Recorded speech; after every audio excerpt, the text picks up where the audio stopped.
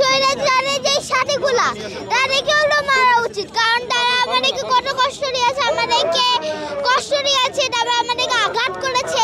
সেটার জন্য আমরা আজকে হলো এটা করছি। আমার অনেক ভালো লাগছে যে আমি এখানে জুতা নিক্ষেপ করতে পেরেছি। কাদের উপর রাগ বেশি? কারণ স্বৈরাচারের উপর, কারণ ওরা যে আমাদেরকে এত কষ্ট দিয়েছে, তারপর আমাদেরকে আঘাত করেছে, সেটার জন্য আমার ওর উপরে রাগ বেশি। যে পালাবো না, আমার সরাসরি ওইটা একজন আমার সাথে উঠবো, সেরকম ওরা বলেছে। Dhaka university student rights watch কর্তৃক আয়োজিত হেড থ্রু কর্মসূচি অর্থাৎ ছাত্রলীগ আমাদের উপরে বিগত 16 বছরে যেভাবে দানবের মধ্যে চেপে বসেছিল, আমাদের উপরে অত্যাচার নির্যাতন চালিয়ে আসছিল, তার প্রতি আমাদের যে ঘৃণা, আমাদের চেপে রাখা যে ক্ষোভ, সেই ক্ষোভের এই বই প্রকাশ ঘটেছে। আমরা এখানে ছাত্রলীগের নেতাদের মুখে জুতা নিক্ষেপ করার মাধ্যমে আমাদের সেই চেপে রাখা যে ক্ষোভ, যে অগ্নিস্ফুলিঙ্গ, সেটার বই প্রকাশ ঘটিয়েছি। আজকের এই প্রোগ্রাম থেকে আমাদের প্রত্যাশা হচ্ছে যাতে করে নতুন বাংলাদেশে ছাত্রলীগ বা ছাত্রলীগের মতো নতুন কোনো সন্ত্রাসী সংগঠন ছাত্রদের উপর চেয়ে বসতে না পারে, এটা হচ্ছে আমাদের প্রত্যাশা।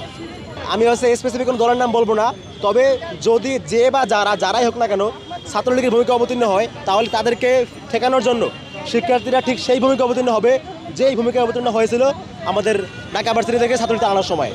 অর্থাৎ আমরা কোনোভাবেই সন্ত্রাসী কোনো সংগঠনকে বাংলাদেশের মাটিতে রাজনীতি করে দিব না, এটা আমাদের অঙ্গীকার। গত 15 বছরে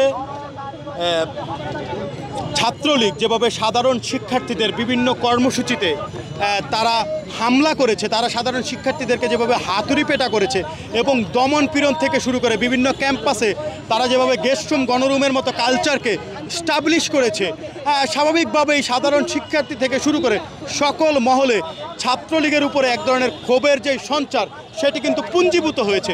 এবং আপনারা দেখলেন যে 5 আগস্ট পূর্ববর্তী বাংলাদেশে যখন বৈষম্যবিরোধী ছাত্র আন্দোলনের ব্যানারে একটি বিষয় নিয়ে যখন সকল মহল কাজ করছিল, তখন স্বাভাবিকভাবেই সকল শ্রেণী পেশার মানুষ কিন্তু এই স্বৈরাচার এবং তাদের দোসরদের বিরুদ্ধে এক এবং ঐক্যবদ্ধ হয়ে স্বতঃস্ফূর্তভাবে কিন্তু রাজপথে লড়াই সংগ্রাম করে কিন্তু এই স্বৈরাচারকে বিতাড়িত করেছে।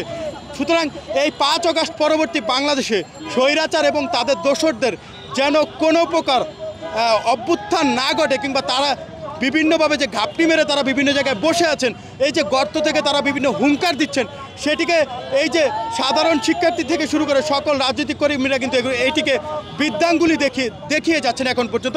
সুতরাং তারই ধারাবাহিকতা আমরা কিন্তু এই টিএসসি প্রাঙ্গণে এই ছাত্রলীগের প্রতিষ্ঠা বার্ষিকীতে একটি আসলে কর্মসূচি দিয়েছি। সেটি হচ্ছে যে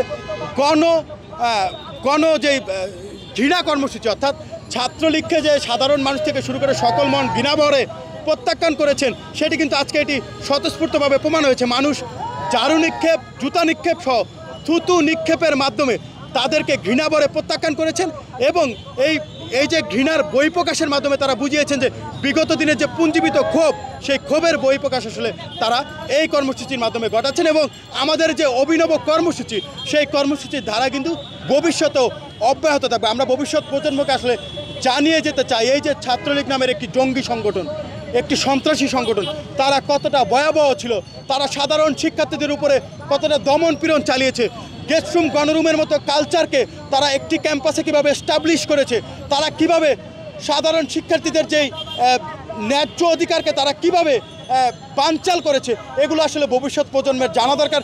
এবং যাতে কোনোভাবে অন্য কোনো নামেও যেন ছাত্রলীগের যারা দোসর রয়েছেন, এই স্বৈরাচারের দ্বারা দোসর রয়েছে, তারা যেন কোনোভাবে কামব্যাক করতে না পারে, সেটির জন্য মূলত আমরা কিছু স্মৃতি রেখে যেতে চাই আসলে, যাতে এই স্মৃতিগুলো দেখে অন্ততপক্ষে আমাদের ভবিষ্যৎ প্রজন্ম বুঝতে পারে তাদের ভয়াবহতা, তাদের নির্যাতনের ধারা সেটি কত ভয়াবহ ছিল।